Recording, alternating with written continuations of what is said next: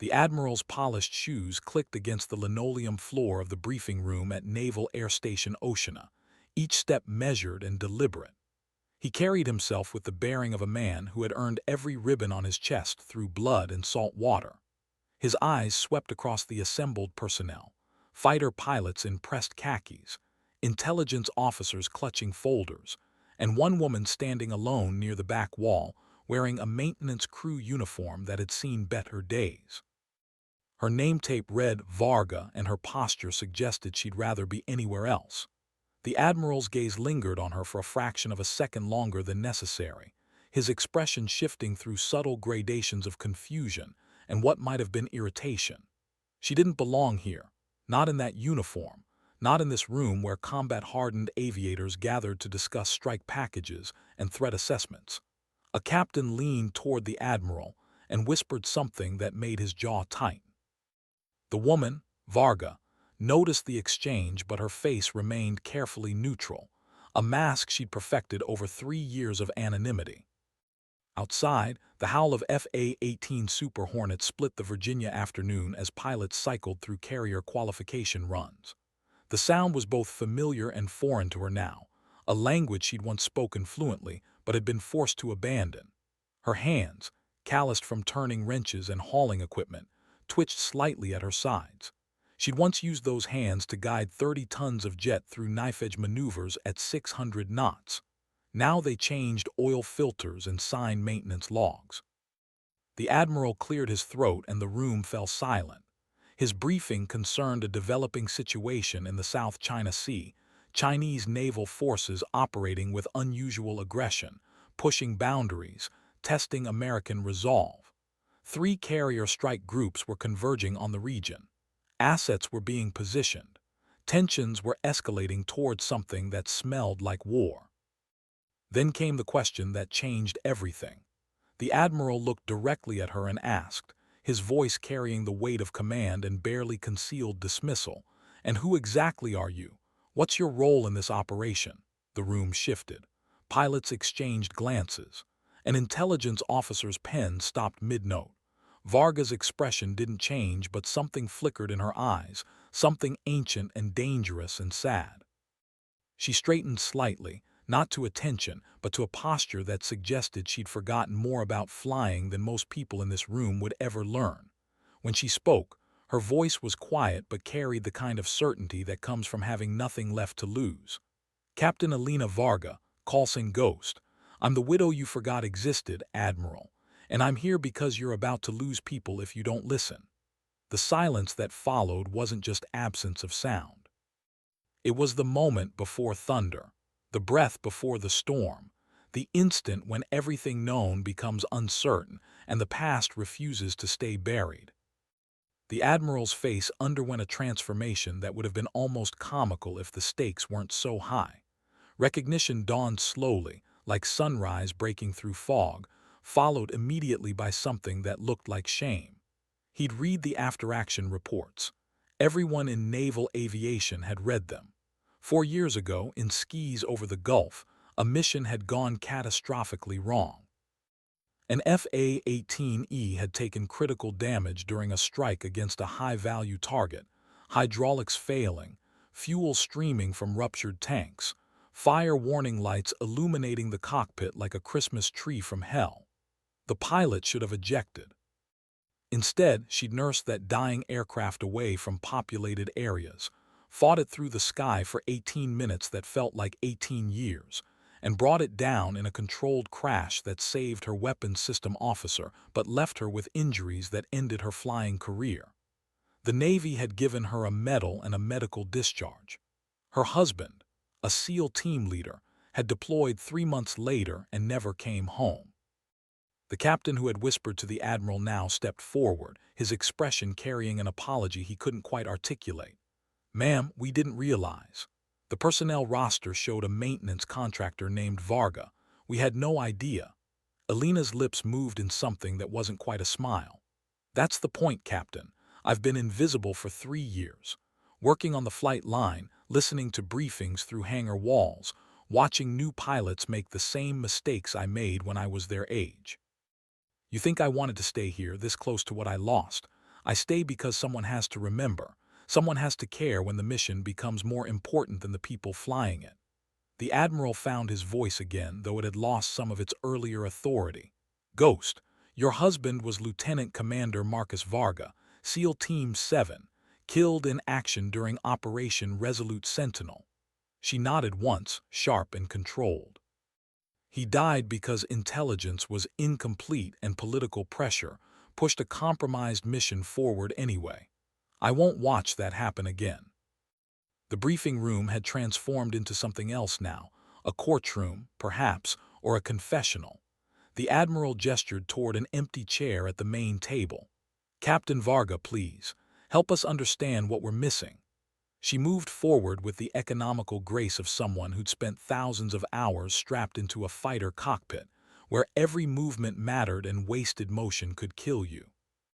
As she sat, she pulled a worn notebook from her cargo pocket, the kind aviators used for kneeboard cards and flight notes.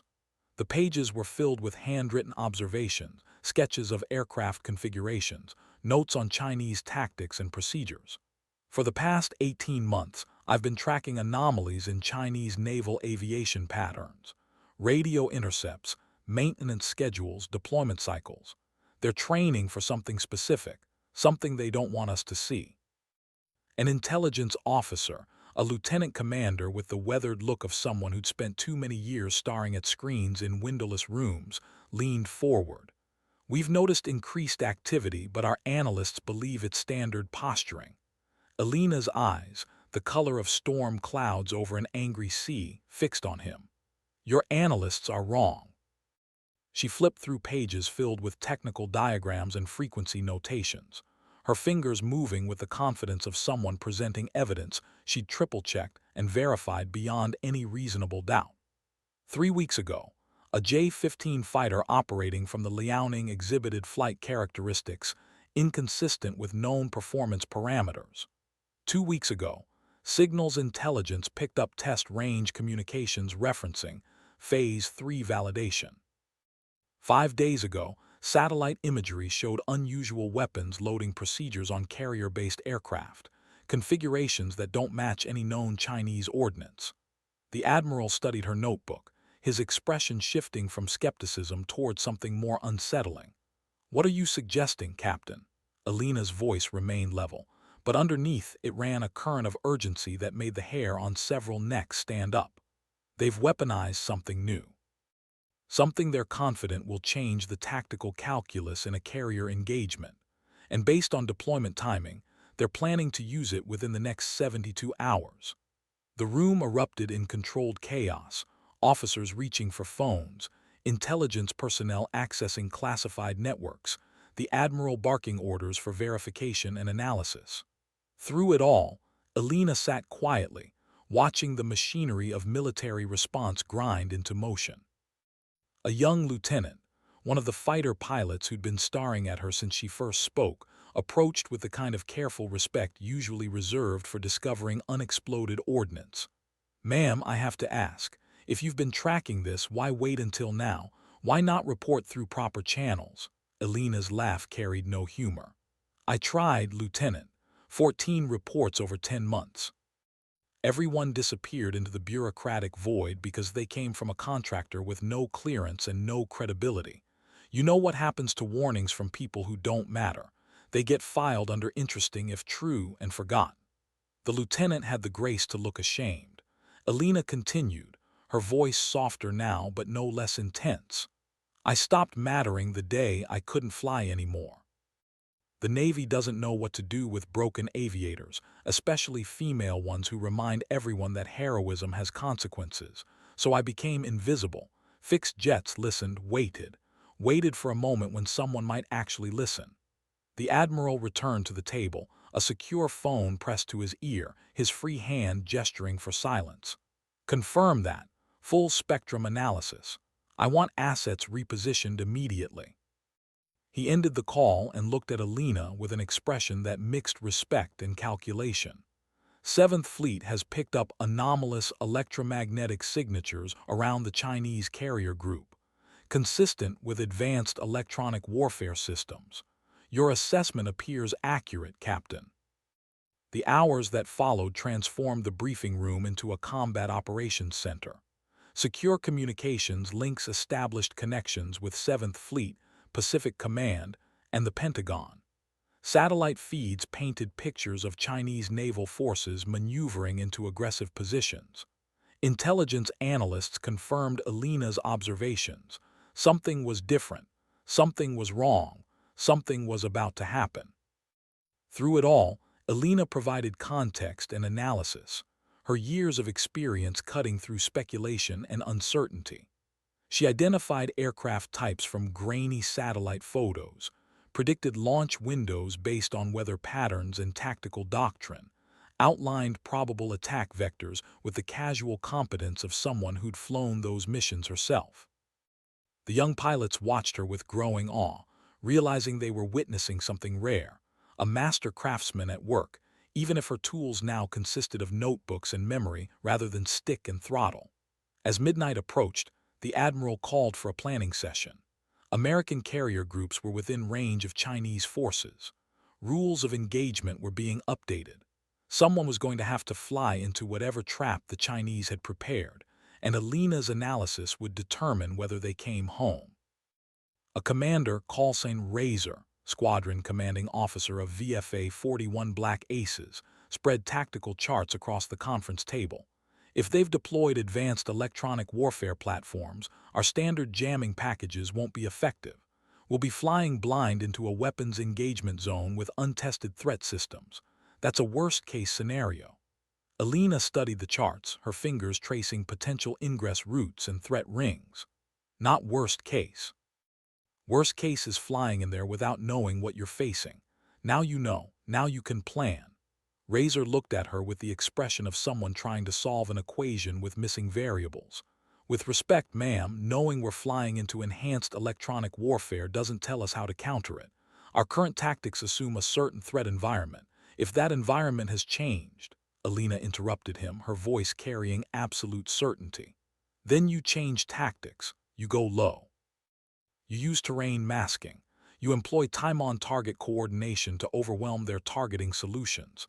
You remember that technology fails and training prevails. You trust your instruments when you can and your instincts when you can't. You get your people home. The room had fallen silent again. Razor nodded slowly. You've done this before, faced an unexpected threat and adapted. Alina's eyes went distant, seeing skis that existed only in memory now. Every combat mission involves unexpected threats, Commander. The question isn't whether you'll face them. It's whether you'll panic when you do. The Admiral made a decision that would have been unthinkable 6 hours earlier. Captain Varga, I'm temporarily reinstating your security clearance and appointing you as tactical advisor for this operation. You'll have direct access to operational planning and real-time intelligence feeds. The 7th Fleet needs your expertise. Alina's expression didn't change, but something in her posture shifted, a straightening, a settling, as though pieces of herself she'd carefully stored away were suddenly reassembling. Understood, Admiral, but I have a condition. The Admiral raised an eyebrow. Few people made conditions with flag officers. Name it. Alina's voice carried the weight of 3 years of silence and invisibility. When this is over, win or lose, you reform how the Navy treats aviators who can't fly anymore. We're not broken tools to be discarded. We're institutional memory, tactical expertise, and combat experience wrapped in bodies that failed us. Use us. Train the next generation with our knowledge. Stop throwing away what we learned through blood and fire just because we can't strap into a cockpit anymore. The Admiral held her gaze for a long moment, then extended his hand. You have my word, Captain. Now help me save my pilots. The tactical planning consumed the next 6 hours. Alina worked alongside squadron commanders and intelligence specialists, building a mission profile that acknowledged the new threat environment while maintaining offensive capability. The key was coordination, multiple strike packages hitting simultaneously from different vectors, overwhelming Chinese defensive systems through sheer complexity.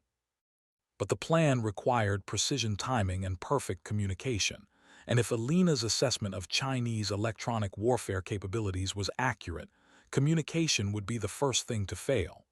a communications officer, young enough to make Alina feel ancient despite being only 38, highlighted the vulnerability.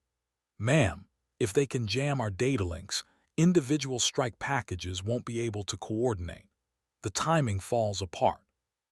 Lena stared at the tactical display, watching simulated aircraft icons move through threat rings.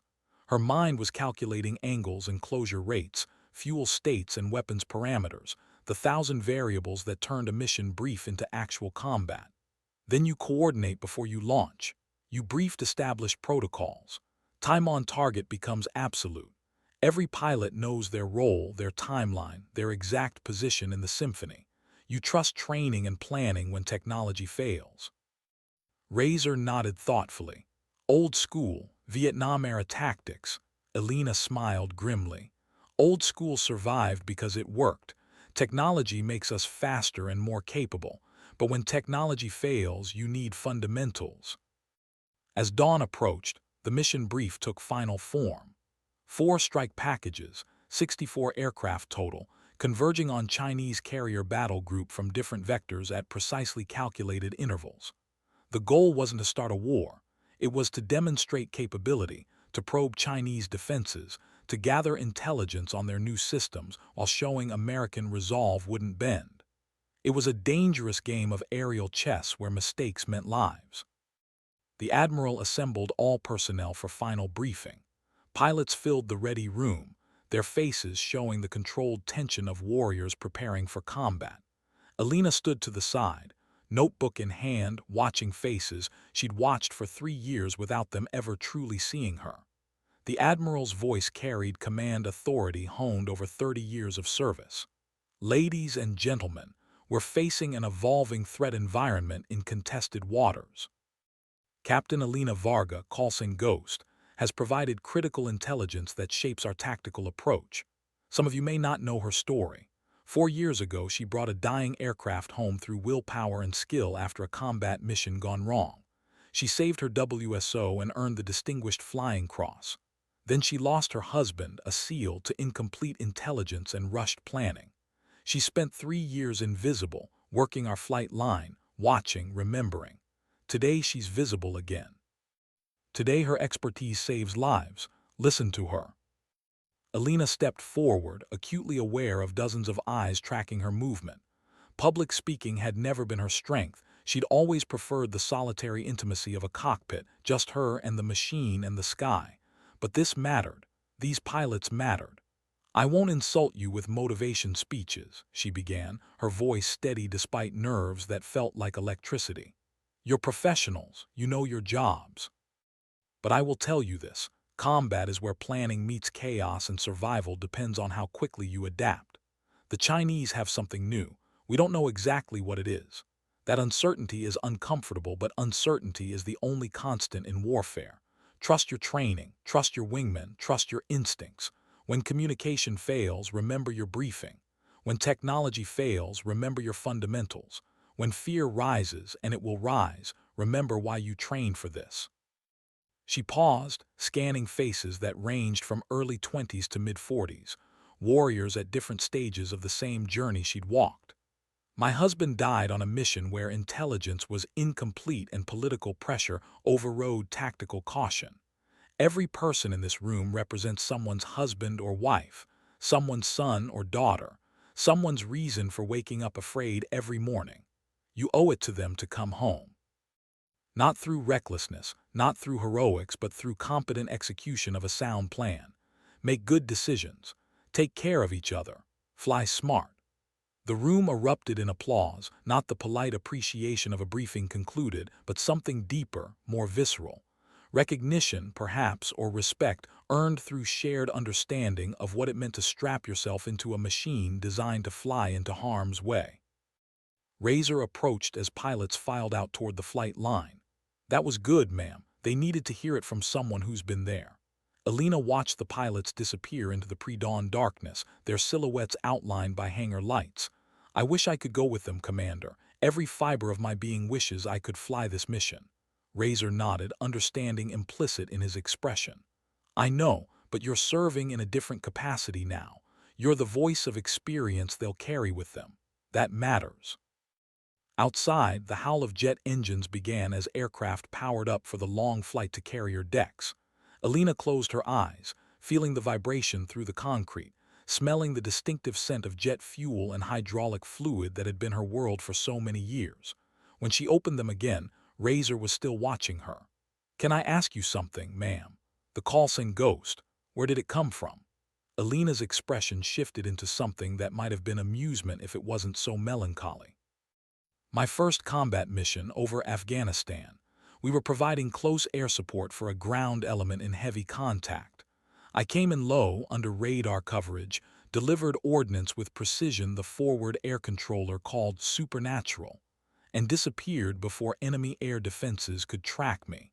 He called me Ghost over the radio. It stuck." The morning sun painted the sky in shades of orange and red as aircraft launched from Naval Air Station Oshina, bound for carrier decks in the western Pacific. Alina watched from the control tower, binoculars raised, tracking each departure with the critical eye of someone who understood every phase of flight. The Admiral joined her, coffee in hand, his face showing the strain of decisions that involved thousands of lives. "Nervous?" he asked. Alina lowered the binoculars. "Terrified, Admiral. But fear means you understand the stakes. Fear keeps you sharp. It's the absence of fear that gets people killed." They stood in silence, watching the last aircraft disappear into morning haze. The Admiral sipped his coffee, then spoke quietly. "I read your after-action report from the mission that ended your flying career. You had multiple opportunities to eject. Why didn't you?" Alina didn't answer immediately. The memory was right there, always right there, waiting in the shadows of her mind. "My weapons system officer was unconscious. Ejection would have killed him. The aircraft was damaged but still controllable. I had options. Limited options, but options, so I flew." The Admiral's expression carried respect in something that might have been wonder. "For 18 minutes with a dying aircraft." Alina's voice went soft. "It was only 18 minutes by the clock, Admiral. It felt like forever. Every second required a decision. Adjust trim here, compensate for that there, nurse the throttle, watch the temperatures, pray the fire didn't spread. But I had good training. I trusted my skills, and I got us down." The hours crawled past with agonizing slowness. Intelligence updates flowed through secure channels. American strike packages had reached their carriers, refueled, armed, and were holding in patrol sectors awaiting execute orders. Chinese forces remained in aggressive posture, their carrier group conducting flight operations, their electronic emissions suggesting heightened alert status. The moment of decision approached like an incoming storm, inevitable and terrifying. Alina remained in the operations center, monitoring communications, her presence now accepted and even welcomed by officers who'd ignored her existence just hours earlier. She studied tactical displays with the intensity of someone trying to see through fog, to predict outcomes from incomplete information. A young sailor, barely 20, wearing communications specialist insignia, approached hesitantly. "Ma'am, there's something weird on the frequency monitoring." Chinese tactical communications just went quiet, complete radio silence across all their platforms. Alina felt ice crystallize in her spine. "When?" The sailor checked his log. 4 minutes ago, simultaneous across their entire battle group." She moved to the communications console, scanning frequency displays that showed the sudden absence where there should have been noise. The pattern was wrong. Radio discipline was one thing, but complete silence across an entire carrier group suggested something else. "Admiral," she called across the operations center, her voice cutting through ambient noise. "Chinese forces have gone to emissions control. They're preparing to activate their electronic warfare systems." The Admiral's face hardened. "How certain are you?" Alina pointed to the frequency display. "Completely certain, sir. They're clearing the electromagnetic spectrum so their own systems don't interfere with whatever they're about to turn on. Our strike packages need to know. Now." Orders flowed with military efficiency. Warnings transmitted to 7th Fleet, relayed to airborne strike packages, filtered down to individual pilots preparing to enter hostile airspace. The chess game had moved to its critical phase. Both sides positioned, both sides ready. both sides waiting for the first move that would determine whether this ended in demonstration of force or actual combat. Alina's hands gripped the edge of the communications console, knuckles white with tension. She'd given them every advantage her analysis could provide. Now it was up to pilots she'd never met, flying missions she couldn't fly, into dangers she could only imagine. The waiting was worse than combat had ever been. At least in combat you had control, you had agency, you had something to do besides stand and hope and pray. The communications specialist's voice broke the tension. Admiral, 7th Fleet reports all strike packages are proceeding to assigned positions. Time on target in 15 minutes. 15 minutes. 900 seconds, each one feeling like eternity. The radio burst with sudden static, then a voice, calm, professional, carrying the distinctive cadence of someone reporting while flying at high speed. Checkmate lead his feet dry, proceeding to waypoint Delta. No radar contact. Repeat, no radar emissions detected. Alina recognized the tactical call sign, lead aircraft of the Northern Strike Package, a Super Hornet piloted by Commander Sarah Blade Morrison, one of the Navy's most experienced combat aviators. The absence of Chinese radar emissions confirmed Alina's assessment.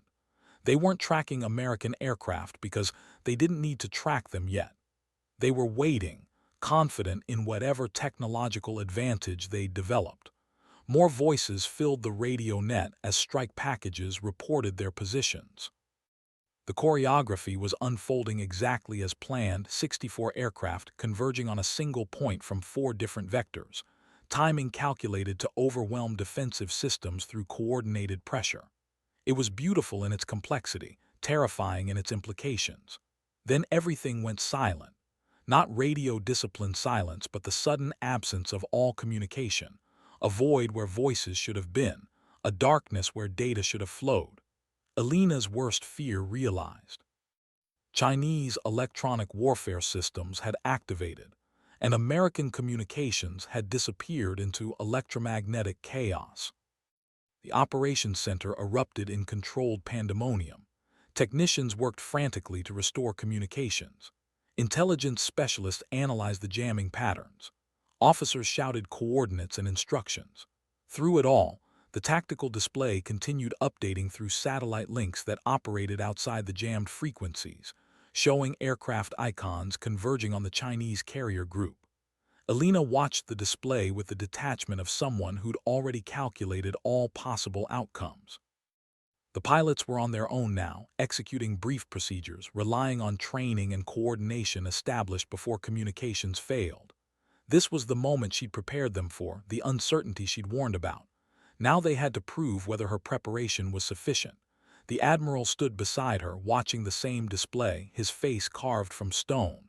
"They're proceeding with the mission," he said quietly. Alina nodded. "Of course they are. That's what we trained them to do. Trust the brief. Execute the plan. Adapt when necessary." Her voice carried more confidence than she felt. The truth was every pilot up there was making decisions in isolation now, unable to coordinate, unable to call for support, unable to know if the choreography they'd briefed was actually happening or falling apart. The tactical display showed aircraft icons reaching their predetermined positions. The timing appeared good, packages converging simultaneously, maintaining the coordinated pressure that formed the mission's strategic core. But without communications, there was no way to confirm what was actually happening in that contested airspace. Were pilots executing as briefed, or had Chinese electronic warfare created confusion and chaos? The satellite feed showed activity on the Chinese carrier deck, aircraft moving, weapons systems tracking. The Americans were being detected despite the jamming, which meant Chinese sensors operated through frequencies or methods that weren't affected by their own electronic warfare. That confirmed Alina's assessment about sophisticated new systems, but it was cold comfort. The pilots couldn't communicate, but they were being tracked. A technician's voice cut through the tension. "Sir, we're receiving updated imagery. Chinese surface-to-air missile batteries have gone to active radar. They're illuminating our aircraft." Alina's blood went cold. Illumination meant targeting. Targeting meant missiles could launch at any moment. The mission had shifted from demonstration of force to imminent combat. The Admiral's hand moved toward the secure phone that would connect him to the National Command Authority. If they launch, we'll have no choice but to respond. Elena grabbed his arm, an action that would have been unthinkable under normal circumstances, a breach of protocol that could end careers. "Wait, Admiral. Give them 30 more seconds." The Admiral stared at her, and in his eyes she could see the weight of command, the burden of being responsible for lives that hung in the balance of his decisions. "Captain, if missiles launch," Elena's voice carried absolute certainty born from experience and intuition. "They won't launch. This is posturing. They've demonstrated their capability, sophisticated electronic warfare, advanced sensors, targeting solutions on our aircraft. They've proven they could engage. But actually launching starts a war neither side wants. They're waiting for us to blink first." The seconds crawled past like wounded animals. The tactical display showed American aircraft at the edge of Chinese air defense rings, holding position, neither advancing nor retreating. On the Chinese carrier deck, aircraft continued moving but no additional weapons systems activated. The electromagnetic standoff continued. American communications jammed, Chinese radars illuminating targets, both sides demonstrating capability while avoiding the irreversible step into actual combat. Then, as suddenly as it had started, the jamming ceased. Communications flooded back, pilots reporting status, strike packages confirming coordination, voices confirming what the satellite feed had shown. The mission had proceeded exactly as briefed despite electronic warfare. The choreography had held, the training had worked, Elena had been right. Commander Morrison's voice came through clear and steady. "Checkmate lead to all packages. Mission complete. All aircraft proceeding to exit vectors. No shots fired. Repeat, no hostile action taken." The operations center exhaled collectively, tension bleeding away into relief and exhaustion. The Admiral released the secure phone, his hand shaking slightly.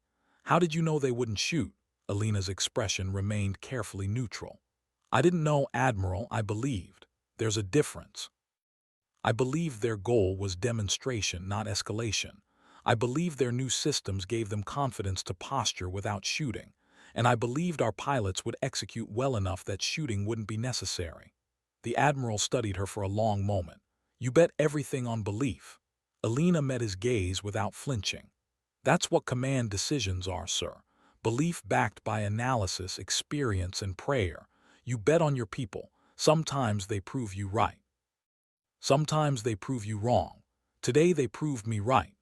Over the next hours, as strike packages returned to their carriers and pilots filed after-action reports, the full picture emerged. The Chinese had indeed deployed sophisticated electronic warfare systems, but American pilots had adapted exactly as trained. Flying without communications, they'd maintained coordination through brief timing and procedures. The after-action conference assembled senior officers and intelligence specialists to analyze the mission and extract lessons learned.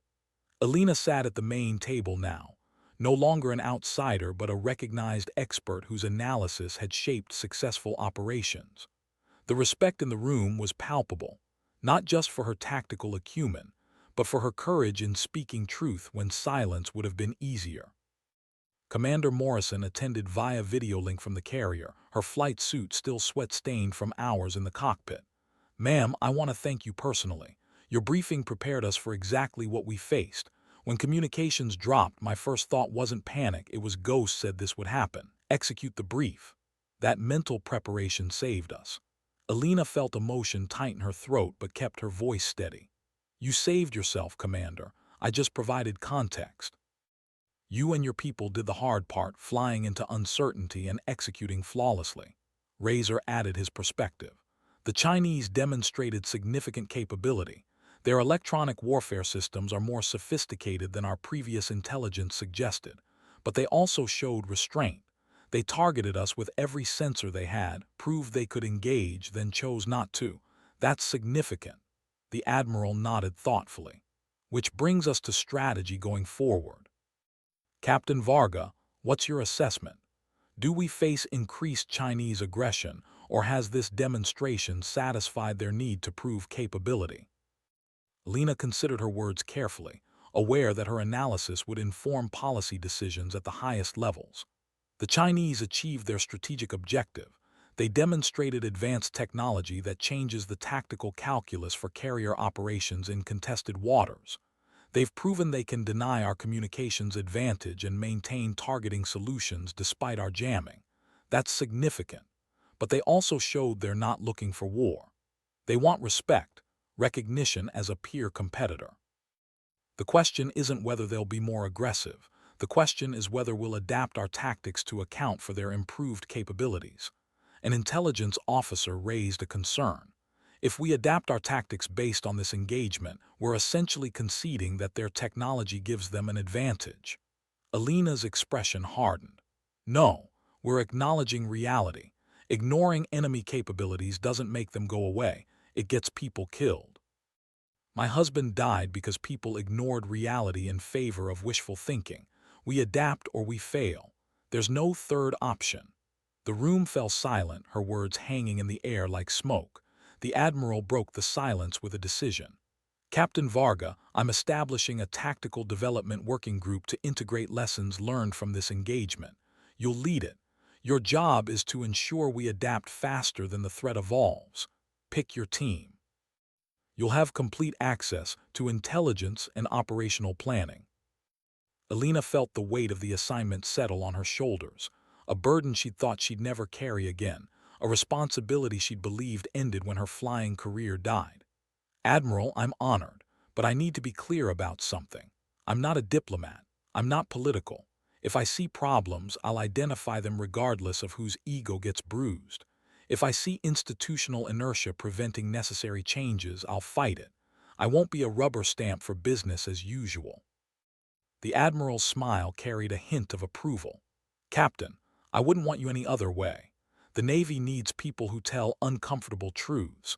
We've had too many yes men and not enough warriors willing to fight bureaucracy as hard as they fight enemies. You're exactly what this institution needs. The following weeks transformed Alina's life in ways she couldn't have imagined during those years of invisibility on the flight line.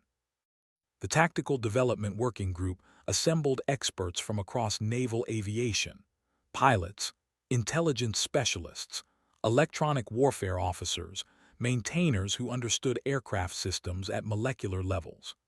Alina drove them hard, demanding excellence while fostering an environment where junior personnel felt empowered to challenge assumptions and offer innovative solutions. She established a flat hierarchy within the group, where rank mattered less than expertise and good ideas came from everywhere. The findings were simultaneously encouraging and sobering. American pilots had performed exceptionally under electronic warfare conditions, but luck and excellent training had masked underlying vulnerabilities. Communication systems needed hardening. Tactical procedures required updating. Training pipelines needed restructuring to prepare aviators for electromagnetic combat environments that would only grow more complex. Alina compiled the findings into a comprehensive brief that pulled no punches about institutional shortcomings while offering concrete solutions. She presented it to a gathering of flag officers who had the authority to implement changes, but also the bureaucratic inertia to ignore them. The brief lasted 90 minutes and left several admirals looking uncomfortable. She identified specific failures in intelligence integration, training deficiencies that left pilots unprepared for electronic warfare, maintenance procedures that prioritized readiness metrics over actual combat effectiveness. She showed how institutional culture punished truth-tellers and rewarded people who made problems appear to disappear through creative paperwork. She laid bare the dysfunction that had existed for years while everyone pretended not to notice. When she finished, the silence was deafening. One admiral, a crusty surface warfare officer who'd spent his career on destroyers, spoke first. Captain, that was the most brutally honest assessment I've heard in 30 years of service. It's also correct. The question is whether we have the courage to fix the problems you've identified. Alina didn't hesitate. Sir, courage isn't the issue. Will is. These problems exist because fixing them is hard and uncomfortable. It requires admitting we've been doing things wrong.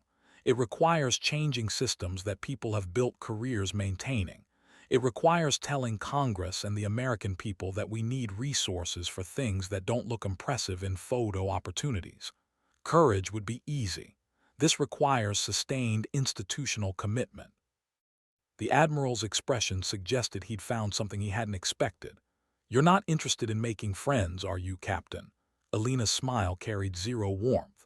"I had friends, Admiral. Some of them are dead because institutions failed them. I'm interested in making sure fewer people join that list. If that costs me popularity, I'll survive." Over the following months, Alina's recommendations began filtering through naval aviation training and operations. It was slower than she wanted, more incremental than necessary, but progress happened. Communication systems received upgrades, tactical procedures evolved. Most importantly, the culture began shifting, slowly, grudgingly, but shifting nonetheless. Pilots in training heard about Ghost, the captain who'd lost everything but refused to disappear, who'd fought bureaucracy to save people she'd never met. Her story became part of naval aviation lore, whispered in ready rooms and taught as a case study in leadership courses. On the one-year anniversary of the South China Sea incident, Alina stood on the flight line at Naval Air Station Oshina, watching aircraft cycle through training missions. The sounds and smells were achingly familiar, a world she'd thought she'd lost forever but had reclaimed in a different form. She wasn't flying anymore.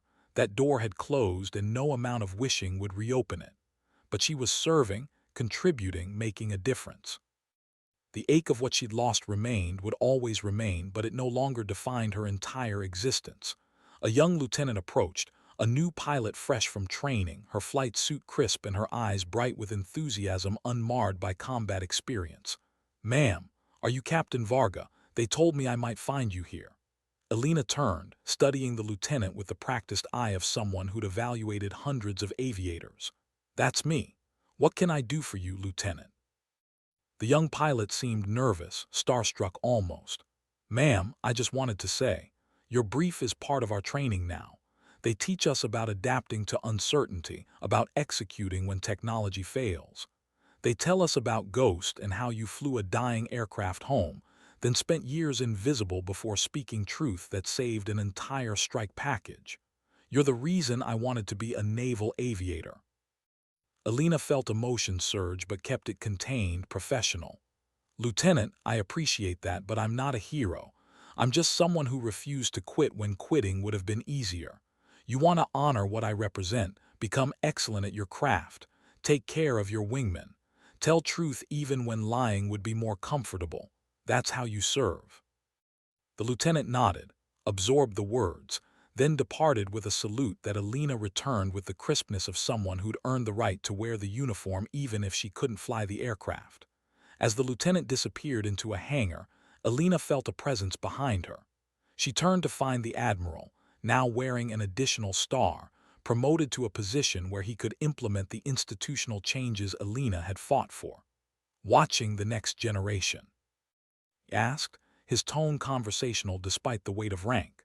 Alina nodded, trying to remember what it felt like to be that young and certain, before combat teaches you that certainty is illusion and survival is equal parts skill and luck. The Admiral stood beside her, watching aircraft taxi and launch in the eternal cycle of naval aviation. "You've changed this institution, Captain. The reforms you pushed for are being implemented across the fleet. You've saved lives that will never know they were in danger." Alina's laugh carried a bitter edge. "That's the tragedy of prevention, Admiral. Success is measured in things that don't happen, people who don't die, widows who aren't created. How do you quantify absence? How do you celebrate disasters that never occurred?" The Admiral didn't have an answer, and Alina hadn't expected one. They stood in companionable silence, two warriors who'd seen enough of war to hate it while understanding its necessity, who'd lost enough to know that survival wasn't the same as victory. Finally, Alina spoke again, her voice carrying the weight of everything she'd experienced. My husband died for incomplete intelligence and political pressure. I lost my flying career saving my WSO. I spent 3 years invisible, forgotten, working on a flight line while watching new pilots make preventable mistakes. I fought bureaucracy and indifference to force changes that should have been obvious. And you know what? I'd do it all again. Because that lieutenant who just left, she's going to fly into danger better prepared because of the work we've done. Somewhere out there, people are alive who would be dead if we'd done nothing. That matters. That has to matter, or what's the point of any of this? The Admiral placed a hand on her shoulder, a gesture that transcended rank and protocol. It matters, Alina. You matter. The Navy forgot that for a while. We failed you after you gave everything. But you didn't let that stop you from continuing to serve. That's the true measure of a warrior, serving even when the institution doesn't deserve it, fighting even when recognition never comes. Alina felt tears threaten but refused to let them fall, not here, not now. I didn't do it for recognition, sir. I did it because I couldn't live with myself if I stayed silent and people died. I did it because Marcus deserved better than to be another casualty of preventable failure. I did it because every aviator strapping into a cockpit is someone's entire world, and they deserve leaders who prioritize their survival over convenience. As the sun began its descent toward the horizon, painting the sky in shades of amber and crimson, Alina walked the flight line one final time for that day. She ran her hand along the fuselage of an FA-18, feeling the rivets and panels, the cold metal that separated pilots from the infinite sky. She'd never fly again, but she'd never truly left aviation. She'd simply found a different way to serve. In the months and years that followed, Alina's influence continued spreading through naval aviation like ripples from a stone dropped in still water. Young pilots sought her guidance. Commanders consulted her on tactical problems. Flag officers included her in strategic planning. She became a bridge between the warriors who flew and the bureaucrats who commanded, translating between two languages that rarely understood each other. She fought for maintainers to receive recognition equal to pilots, arguing that a perfectly flown aircraft meant nothing if poor maintenance made it fail. She pushed for realistic training that prepared aviators for actual combat rather than sanitized scenarios designed to produce high readiness scores. She championed programs supporting military families, ensuring that Gold Star widows like herself received the care and respect they'd earned through sacrifice. Her call sign, Ghost, took on new meaning. She was no longer the pilot who disappeared in combat. She was the voice of those forgotten by institutions, the advocate for invisible people doing essential work, the reminder that service didn't end when capabilities diminished. The Navy established the Ghost Initiative, a program ensuring that medically retired aviators remained integrated into training and operations in advisory roles. Alina's path from invisibility to influence became a template for how institutions should treat warriors whose bodies could no longer match their skills. On the 5th anniversary of the South China Sea incident, the Navy held a ceremony at the Naval Aviation Monument in Virginia Beach. A new plaque was being dedicated, not to a battle or a fallen warrior, but to principle, the service of those who cannot fly but refuse to quit. Alina stood before the assembled crowd, feeling surreal about the recognition. She'd spent so long invisible that visibility still felt uncomfortable, like wearing clothes that didn't quite fit. When asked to speak, she kept her remarks brief. This plaque isn't about me. It's about every person who served their nation, lost the capability to serve in their chosen way, and found new paths to contribute. It's about maintainers who keep aircraft flying through expertise and dedication. It's about veterans who return from war changed but not broken, who carry invisible wounds but refuse to let those wounds define them. It's about continuing to matter when the world suggests you don't. If my story accomplishes anything, let it be this. Service isn't defined by what you can do, it's defined by what you refuse to stop doing. Find your way to serve. Never quit. Never disappear. Never let anyone tell you that you don't matter. The crowd erupted in applause, and Alina saw faces in that crowd, pilots she'd advised, maintainers whose work she'd championed, families of fallen warriors who'd found comfort in knowing their loved ones hadn't been forgotten. She saw the young lieutenant from a year ago, now more seasoned, confidence replacing nervousness. She saw Commander Morrison, recently promoted, whose successful mission over the South China Sea had launched her toward flag rank. She saw maintainers wearing their work uniforms with pride, finally recognized as essential rather than support. And in the back, barely visible, she saw faces that might have been ghosts themselves. Marcus smiling with that crooked grin she'd fallen in love with, her WSO who'd survived because she'd refused to eject, other warriors who'd passed but whose legacy continued through the changes she'd fought for. Whether they were real or imagination didn't matter. They were present in the work, in the mission, in the absolute refusal to let sacrifice be meaningless. Alina returned to her small house that evening, exhausted but satisfied. The walls held photos from a life that felt simultaneously recent and ancient. Her in flight suit standing beside her aircraft, Marcus in his SEAL gear looking dangerous and beautiful, their wedding day when everything seemed possible. She poured a glass of wine and stepped onto the back porch, looking up at stars that were just beginning to emerge in the darkening sky. Somewhere up there, pilots were flying, training missions, patrol sectors, the eternal dance of military aviation.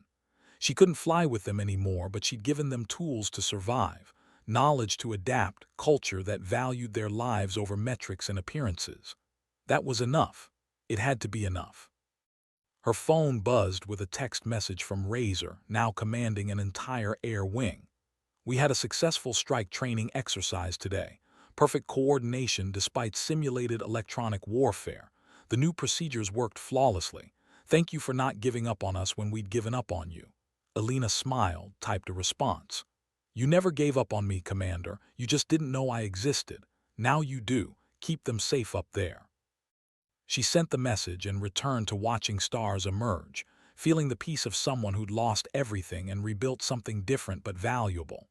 She was Ghost, the pilot who'd disappeared but never truly left, the widow who'd transformed grief into purpose, the advocate who'd fought invisibility with relentless truth.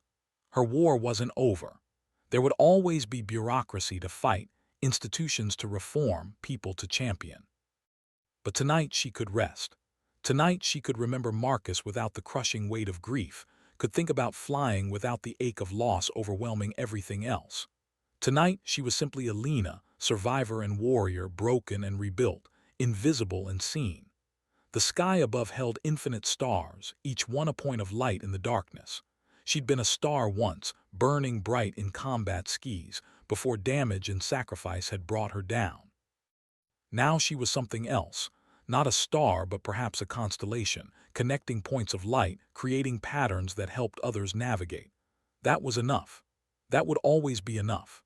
The wind picked up, carrying the distant sound of jet engines, and Alina closed her eyes and listened to the song of aviation that had defined her life. She couldn't fly anymore, but she could still hear the music. And in that music was purpose, meaning, the absolute certainty that her existence mattered even when the world had tried to convince her otherwise. She'd been Ghost, the invisible pilot haunting the flight line. Now she was Ghost, the voice ensuring no one else would be forgotten, the warrior fighting a different battle, the reminder that service transcended capability, and that mattering was a choice you made every day by refusing to quit.